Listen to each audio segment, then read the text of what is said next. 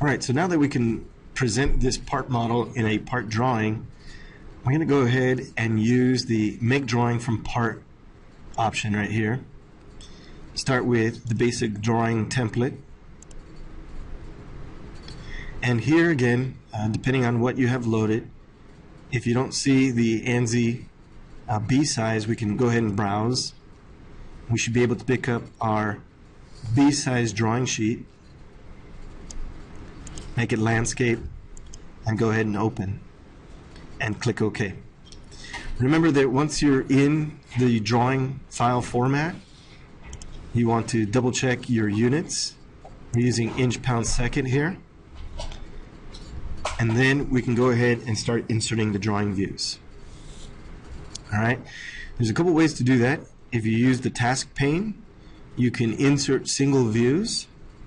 Alright, and basically for this drawing presentation, we'll get a chance to use a different type of drawing view. If I show you here, we've got a top view and a front view with hidden lines visible and a broken section view. Right? We're just looking at this to a certain depth. So let me show you how we're going to do this. So one, if we just drag and drop our views, we can just drag and drop. Let's select our top view, drag and drop it, place it right here. And then you'll notice that as I pull away, I can project the front view. Okay, let's say we start that way and just escape to cancel the command. Now you'll notice that we don't see any hidden lines here. But if I select each of the views, I can go back to the Feature Manager design tree here and take a look at the display settings. We're going to change this to show hidden lines visible. And now you can see the hidden lines. Now the only difference is that here in this view we've got a broken section, and as well you'll notice that because we have rounded edges here, you'll notice in the front view we're actually seeing the tangent edges, which is not something we want. Right? Again, if we select the drawing view and take a look at the properties here, we should be able to see how we can adjust it. Now usually you're going to see this under View, Display, and you'll see here, because it'll apply to all your drawing views, you'll see here tangent edges visible. That's why we have that line right there. But I don't want to see that. So if I just select tangent edges removed, now you can see just the regular front view. Alright? Now in order to show that broken section view, if you go over here to View Layout, you'll see here broken out section.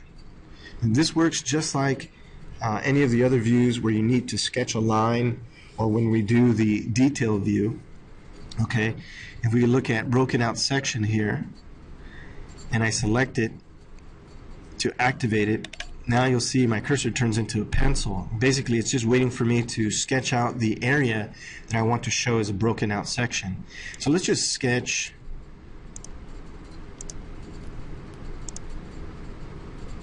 an area here, and now you'll be able to determine the depth of your view. And if I check the box here for preview, we'll be able to see the results. Now if I zoom out a little bit more, you'll see in the top view here a representation of the actual cutting plane, right? And of course we can move it through the object to a certain depth here. Let's bring it to 2 inches. So let's just type it in, 2.0. Okay. And also what you'll notice is the direction, right? In this view you'll notice the direction, the arrow right there. And if we wanted to, we could change the direction to look at towards the back or towards the front of the part.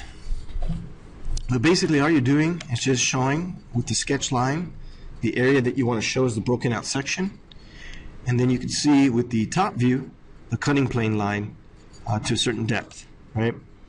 And I believe that from the front to the back there we have a depth of 2. Okay, so click OK here to accept those changes, and now we have our drawing complete. If you wanted to insert another view here, you could do something like an isometric view. Just drag and drop it. And again, once you select the views, you can see in the display style, right, how you can represent it. I'm just going to show a shaded view like that. All right.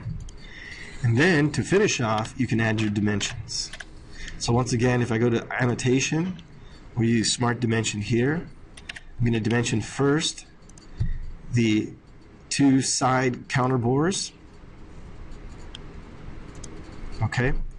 Now, if we wanted to, instead of just showing the dimensions for the cut extrudes, what you could do here is you can use the hole callout. You can see right here under annotation. And you can use this as long as the hole that you created was actually used with the hole wizard, right? And what it'll do is it'll show in the note the information that you used for the profile. Okay? So, once again, you can continue adding all the dimensions you need. And then once you have the drawing complete, you can save the drawing and then also save your PDF or create your e-drawing.